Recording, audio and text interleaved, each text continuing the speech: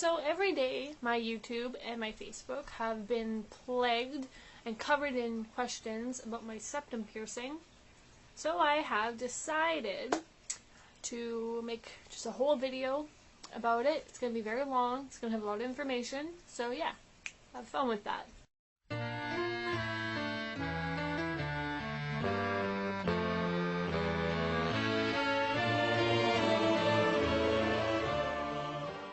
Fact.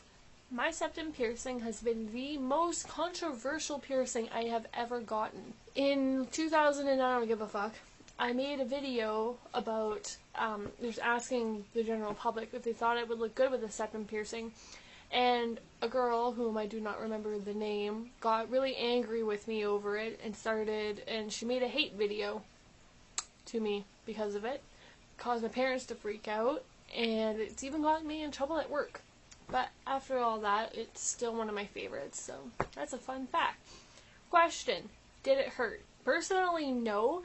And septum piercings generally should not hurt. If your septum piercing does hurt a ridiculous amount, chances are it's not being pierced properly. When you pierce the septum piercing, it's supposed to go through something called the sweet spot, which is just a very thin piece of skin in around the cartilage.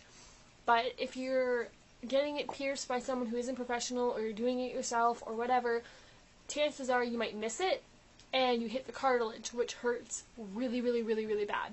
So if your septum piercing hurts really, really badly, you're probably doing it in the wrong spot. And personally, when I actually pierced my septum, it didn't hurt almost at all. But for the next 3 days, I was really wishing I was Voldemort, because it was swollen and sore, and it felt like I had a gigantic booger in my nose that I couldn't pick, and it hurt, and it was just awful. But after I got over those 3 days, life has been pretty good.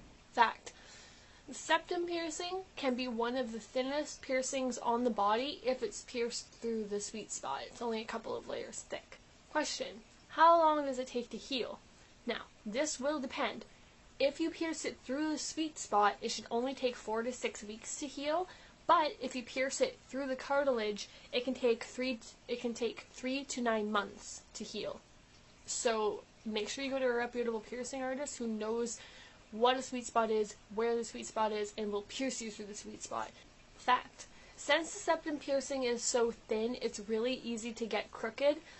And if you use something like a safety pin to pierce it, the needle will dull as it's going through your nose. So if you're getting nervous and you're taking a while to push it through your nose, the needle will dull as it goes through, and the exit hole will be more will have more trauma in it than for the entry hole, because it dulled as it went through.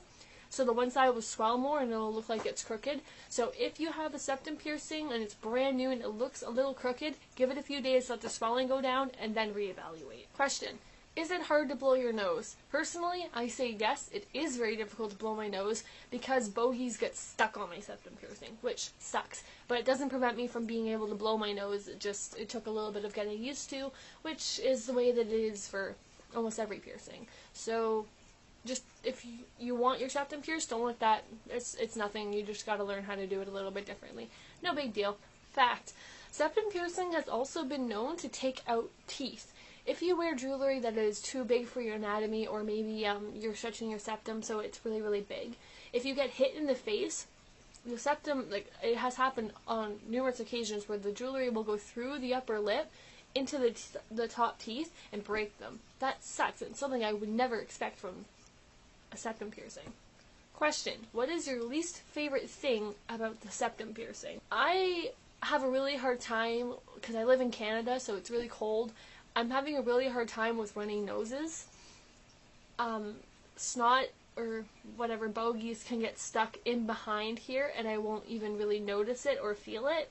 So it can lead to a little bit of embarrassment, and sometimes bogies get stuck on the septum piercing and I won't even notice, so it's kind of gross. Fact: the septum piercing is actually really easily hidden.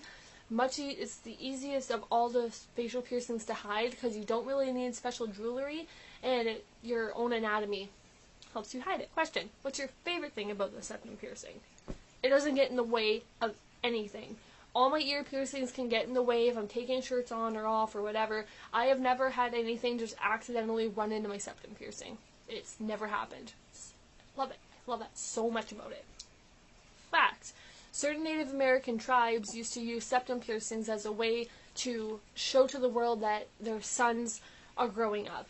Question. Do you have any last minute tips for me? I'm gonna go get my septum pierced. Seriously, keep it clean. I've had my septum pierced for about 5 months now.